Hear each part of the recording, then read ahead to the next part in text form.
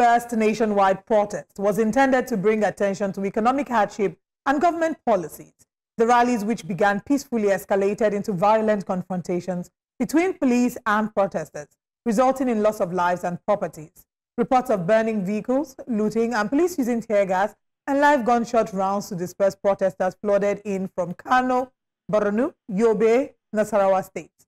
Unconfirmed reports indicated a tragic loss of life, with 1 person shot dead in Abuja and Kano, 2 killed in Jigawa, 6 reportedly gunned down by security forces in Niger, 4 died in Borno, and 3 in Kaduna state.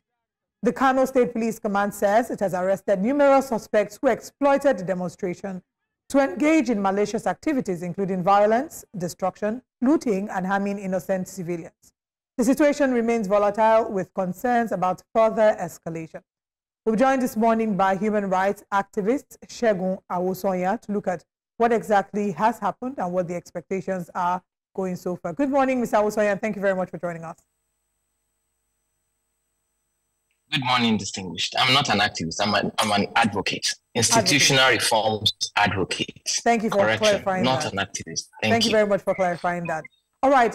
In your capacity as an advocate, we'd like you to speak to the protest, your feedback from day one of the protest, looking at how well citizens' rights may have been protected or not, and what your expectations for day 2 are. Thank you very much. We saw this coming, and we tried as much as possible to convince Nigerians to embrace dialogue. That the call for protest was not a call for demonstrating your civic right, more or less a call to come and demonstrate your rage, a call to come and revolt, a call to come and be the worst yourself, a call to give yourself to your emotions and allow yourself to be used by the spirit of the mob. And when that happens, you can never expect anything good to come out of it, even if the police were at their best. And I can commend the Nigerian police for trying as much as possible to maintain peace. But because the clarion call, that picked or that exploited the pains, the genuine pains of Nigerians, was usurped by those who want this to be a chaos or a carnival of chaos across Nigeria, we have seen the outcome as predicted. You see, in the face of mounting societal challenges, economic hardships, and security concerns, it is all too easy to be swept up in the tide of these emotions and incitement that can lead to civil unrest and further deterioration of our collective well-being. We have been wired to believe that protest is the only way that we can engage our authorities and get them to listen to us. And people want to put their skin in the game, to jump on the street, jump on the bandwagon and begin to demonstrate, forgetting that alone is a vulnerability that can be exploited by other people.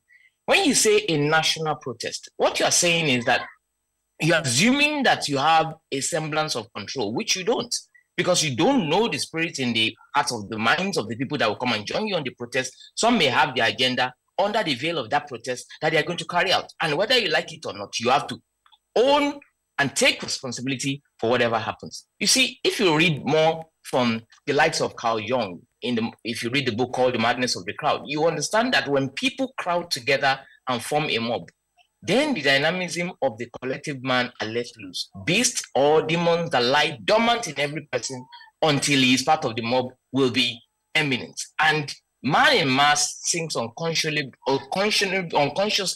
to an inferior moral and intellectual level when they are in the midst of the crowd. And that's exactly what is playing out here. We must be able to apply our education and use it to better our society. Right, it is not about the emotions, because discontent alone doesn't solve problems. All right, Mr. Awosanya, there's many points that I want to pick up from there, but let me start with the kudos to the police. The Daily Independent reports 14 killed. The Punch reports 17 killed. Why are we giving kudos to the police in particular after 17 lives have been lost? 17 lives were lost in the bid to curb the protest. And it is unfortunate that lives were lost, but you can also remember that there are 36 states and the FCT in the country. And we did not have the same violence recorded in other states. So we must still give kudos to the police because we do not have all-out chaos as planned by those who incited the public to go out on an all-out protest without having the means and capacity to cooperate with the authorities to calm the violence. Here's the thing, you know, the persons that you speak of now, I remember in the build-up to the protest, I've always maintained that it was meant to be a peaceful protest. If you say that it was, you know, it was going to be infiltrated by hoodlums, by thugs, by whichever word, you know, that you choose to use, that is not necessarily going to be placed on the people who have repeatedly said that they want to carry out a peaceful protest.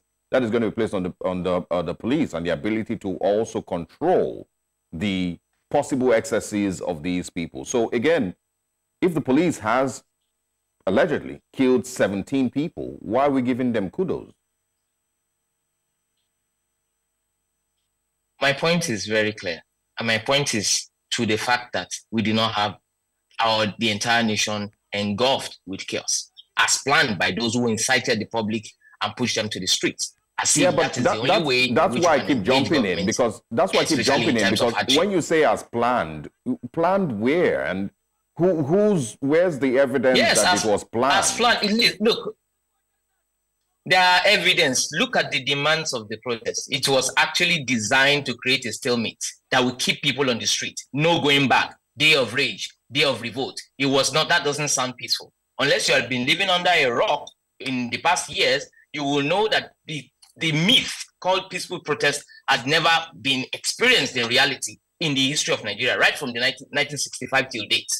Every peaceful protest have had cause to be enforced upon by different elements that were held constant by the organizers. You cannot say national protest and think it is only your group that will come out. Hoodlums are citizens of society too. They heard that you have declared the National Day of Rage. They will interpret it the way they want, and they will do their own thing. How many police officers do we have in the country? Does that mean from what you're saying, because there was a protest in 2012, so what you're saying is that Nigerians should almost never get to exercise that right that they have to peacefully protest because of the possibility of hoodlums and thugs infiltrating the protest? Is that what you're saying? No, that's not what I'm saying. I'm speaking in English, and I'm saying there are means through which you can engage the state. It has been done before. We changed the Nigerian Police Act in this same country without protesting. Protest came much later. It was done in September, as I said.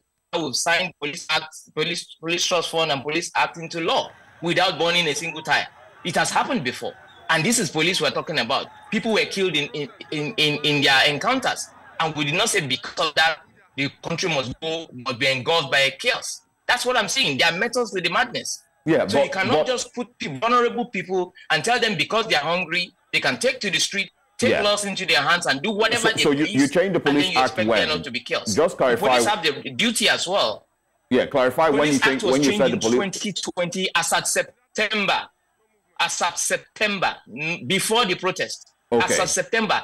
The NSAS Reform Police NGA advocacy started since 2017. Okay, great. Because the media has misinformed the public, making it look as if NSAS started in October. Oh, great. So we don't center this conversation around NSAS. Confuse the people. Kindly hold on. So we don't center this conversation around NSAS. I'm just saying I don't want to center it around NSAS, but if necessary, we'll bring that up. But again, you keep talking about the different ways with which decisions can be made, and you refer to the Police Act and whatnot. Are you then saying that with all these different ways that things can be achieved, that Nigerians should continue to shelve their constitutionally guaranteed right to peaceful protest simply because of the possibility that it could be, have thugs infiltrate the protest? Or do you agree that Nigerians should be able to protest? This is what I'm saying. Yes, of course, I agree we should be able to protest. But you must look at the policy before you begin to put yourself out there to be vulnerable before people who will use your protest for something else. Safety first. That's what I'm saying. When is the polity ever calm enough to protest? This sounds like you would never get to actually protest. What time, what moments would you say are great? This is a good time to protest. We seem to have lost Mr. Awosanya. I hope that he joins us back. You know, and okay, Mr. Awosanya, can you hear us now? I am here. All right. So when is the convenient time to protest? In this day and age, where it is difficult to know what is true and what is not, we need to understand how to get to the bottom of whatever it is that we are protesting for. In other words, we define what we're going out for. We know why we're doing what we're doing. We have engaged the authorities. We have exhausted all other lawful means before we can begin to take to the street. This is how you can get result and not chaos. Okay. But if you decide to say we are taking to the street because we are angry, it will not yield good results. All right, Mr. That is what I'm simply saying. We need to admit that and not let people... Yes. If I'm reporting at this point, regarding this particular protest, there was sufficient time given. Many would argue that we had given sufficient time, and whatever could have been done, whatever, you know, mediation or conversation or dialogue could have been had within the duration, and nothing of the sort was done. Isn't that something to look at? Dialogue with whom? Who are the people behind the protest? How have they engaged the authorities? They have simply declared 10 days. Go ahead, please. Now, let us be very objective with this. Let us be very objective. We have several groups, mostly faceless, making several demands. As far as I'm concerned, I can count about 20 different demands, ranging from the deletion of the Nigerian Constitution to the removal of the Senate entirely, and to the immediate release of Kano, and several other demands, which are ludicrous. And even besides, if you can even make a point for certain things, there are most of the things that you're asking for in some other demands have already been done by the authorities. But I can say that on the side of the authorities, there had not been enough engagement. You cannot have 70% of your population being youth and you will not know how to engage them. They say the teachers of the future are those who can teach the way the youth to rattle. Have you been able to go to where they are to engage them? I know of late, before the 1st of August, I have organized how ministers can come and talk to the people and give account of stewardship of what they have done in areas where they have been asking questions. But I'm not government. Government have a duty with their bloated 46 ministers and God knows how many aides that they have that are youthful. They could have done better. Not only in reaction to the protest, but in carrying Nigerians along with their policies, with their plans, and with their projects that shows that they are actually responding to cushioning the impact of their policies, as well as the geopolitical situation that we are in with the war in Ukraine and the rest of them, putting pressure on all economies, including the UK, Canada, and US. So Nigeria is not the only country facing hardship now. We buy some things for £20 that we now buy for something pounds. Nobody's saying the government of the United Kingdom should resign or should leave power. Nobody is saying Biden should come down or any of those things. So it is a general problem. But Nigeria, in the Nigerian context, how are this government responded? I'd like you to answer. Did they engage the people the way they ought to? They have not. Okay. Yeah, so why do you think they haven't? Yes, you said you like. Why do you think they haven't engaged with the people? That's what I'm saying. That is on them to explain. Because one, for me, from where I'm standing, I'm believing that beyond the protest, there is a palpable discontent amidst the people who are facing serious hardship. They cannot get by. They cannot afford to feed themselves. Some of them have lost their jobs. They cannot transport themselves to where they are. I know also there are certain things government have done in this regard, but it has not been well communicated. They are winking in the dark, as I have often said. And based on that, that culpability is on their side. Engaging the process as a while, nobody can wake up in the morning and then declare 10 days of public holiday for age, and then the government will be running helter-skelter. That's not how it's done. Number one, they need to identify who these people are. They need to find other means of engaging these people if they are known. They need to begin to rub hands to say, how do you go about this? But and I don't want to bring in the answers, because this is not about answers. But I'm simply saying, you said I'm trying to find out, engage who? When you say they should engage the protesters, engage who exactly? That's what I'm... You see, that's the question that I'm asking you. Who are the leaders of this? They asked Falana, he said he does not know who they are. Okay. Whereas there are some sons who are representing them, who are saying that they should leave them to occupy. Okay. Just so that the nation, the democracy can be threatened. We will not hand over the right of the entire 200 and something million people to the mob. That's not the way it works. Okay, so define what you're engaging government on. So in a situation where there is a lack of a particular person or group of persons that you can say are the leaders of the protesters, I wouldn't call them a mob. When there's no particular person, have you seen that the Nigerian government has then decided, let me also speak with Nigerians? Let me express to Nigerians, enough of, consolation words and ways to, let them know that they're in safe hands. Has President Tinubu done that? Yes, the President Tinubu has done that in his own ways. How? Maybe he didn't do that enough, probably through national TVs. But in a few days, a week to the 1st of August, there have been robust engagement of the ministers with the citizens of Nigeria, on Twitter. It has been done. They are doing that. In fact, it's running as I'm speaking to you now. Yeah, and a lot of people who have participated in this. A lot of people who have participated in this protest shunned that action because of the things that they heard from their ministers. But I believe that could have been done earlier before now. That could have been done even before anybody declared protest. All right, which is why I'm saying nobody is giving kudos to government for the gap that have been created in communication. Mr. Awosanya, if I may add, we see that the president did have, we can assume that the president did have good intentions, of course, when he had the ministerial update. And Nigerians didn't seem very pleased by a lot of that. It didn't seem to generate a number of the results because he had promised that if they were underperforming ministers, these ministers would be fired. We haven't seen any ministers being fired. So saying now that the minister speaking on behalf of the president as a mouthpiece of the president, is explanation enough or can be interpreted as action by the president? Some people will not agree with that because there have been calls for the president. The last time we've seen a tweet on the president's page was on the 26th of July, wishing the Nigerians, all the best at the Paris Olympics. There has been nothing that has been said by him. And one of the hallmarks of great leadership is empathy, the ability to connect with the people, to let the people know that you feel their pulse. Yes, Wike can say all he wants. He's not the president of the country. The governor of Lagos State, Governor Sanwo-Olu, can come out and speak as he has been doing, but he's not the president of the country. Nigerians have been asking, where is our president? I believe in the right time, the president is going to, at the right time, he's going to address the nation. What is the right time? Address the nation, but I believe I'm not in the administration.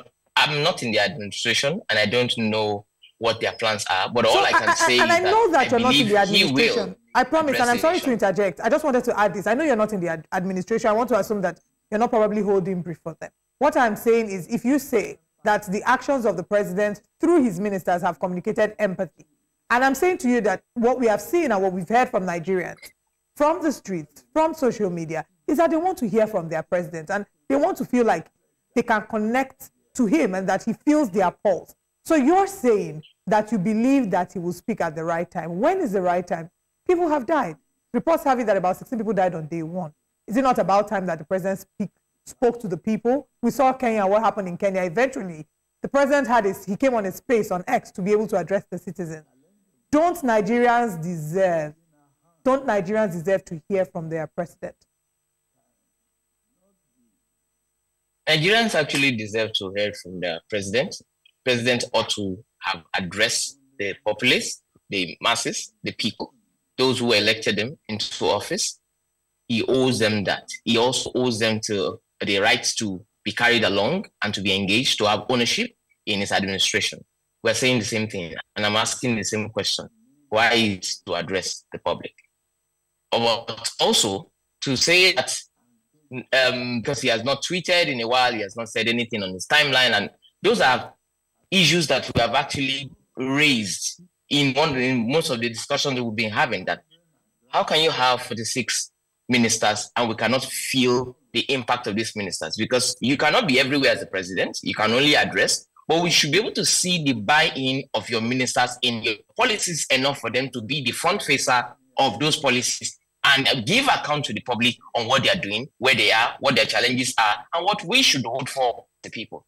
I'm very aware that the administration believes that they've done a lot in cushioning the high cost of living to be able to get a bit of a buy-in of the public to what they're doing, with their minimum wage, which has now been negotiated to be 70,000, with the import duties that have been suspended on both pharmaceutical and essential food items, with 30,000 petrol commercial vehicles that are being converted into CNGs, with money that has been earmarked for student loans, and so many other things that they have done. But again, to an average Nigerian who bought yam for 500 naira and are buying at 70,000 naira or 25,000 naira or more now, they don't feel the impact of government. And that's we're saying people have the right to ask questions. People have the right to hold their government accountable. People have the right to say, we are not happy with what this administration is doing because this is what you are feeling from where we stand. That is fine.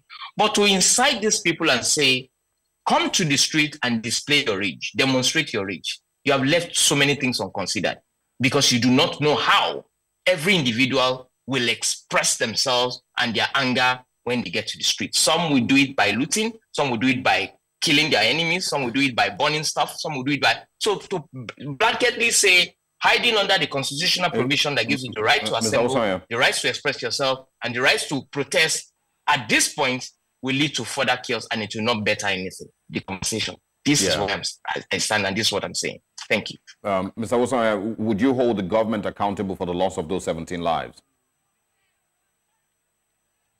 Oh, I will hold the inciters of the public responsible for those lives. Who are the inciters? Yes. Who are these those inciters? Who incited the public? Yeah, who are they? We all know them. We all know them. Who are they? Yes. So would you say that you would, so you would like that Momoyele Sowore is questioned for the the loss of these lives? Yes, because he brought them out to the street. He asked them to come for 10 days of rage. So Momoyele Sowore should be questioned. He asked them to revolt. He's not even in the country to read it. Yeah, just let me just clarify. And his lawyers and those who represent him on this one. Yes. Yeah. So what you're saying is that Momoyele Sowore should be questioned for the loss of lives, even if those lives were lost to the bullets of Nigerian police officers. Who brought them out? They didn't go to their house to shoot them. That's what I'm saying. When I was calling for NSAS, I said people should take to the streets just so that laws can be changed. If life's lost, I will be held accountable. And I was ready for that. Leaders are communicators. Leaders are people who have done their homework before they come out and rally the people and galvanize critical mass to support whatever ideals they believe in. So you must count the cost before you hit the street. You must count the cost before you rally Nigeria around to come and do around any agenda. And you must be ready to lead from the front. I did that. And I'm standing today. I mean, not running from court to court and not running away from authorities. Yeah, but so that's what I'm saying. Just to be clear. So we must say the culpability must be put where it belongs. Yeah, just to be clear, what you are accusing Momoyele Sowore of is encouraging Nigerians. It's not an accusation. It is obvious.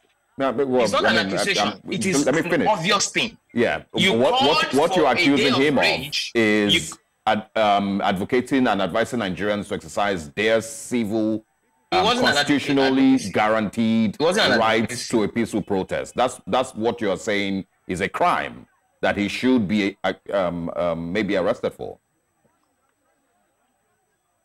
That's not what you have stated. Is not what I'm saying. What I'm saying is somebody incited the public, incited them to carry out their constitutionally guaranteed rights to peaceful protest. No. Or incited them to come and destroy government property and revolt against their. No, read the demands. They're still there. They're littering the social media space. This is what people read, and this is what they reacted to. It is a day of rage where you can revolt against the administration that have been targeted as the cause of your situation. Regardless of what is happening all over the world, you should come out and revolt and demand that the constitution of the land be deleted. Yeah. These are the exact words of these galvanizers. Don't let us caramelize it. Don't let us put a foil around it. Don't let us give it another meaning. If you are peaceful, protesting peacefully, police can never shoot at you as a were, unless there is an agitation or there's something that is going on in the mix of things that led to that miscommunication.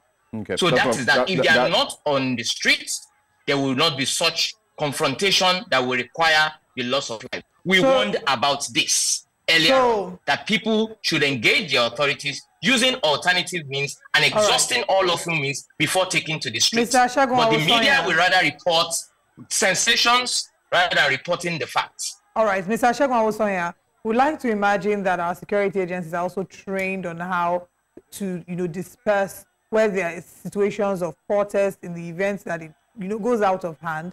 But I don't know that there'll be any excuse for the loss of lives. But this is an ongoing conversation because this is still day 2 of the protest, and we'll certainly love to speak with you again to see if your position remains the same or has changed before the end of the protest. Thank you very much, Segun Awosanya, advocate, for joining us on the show.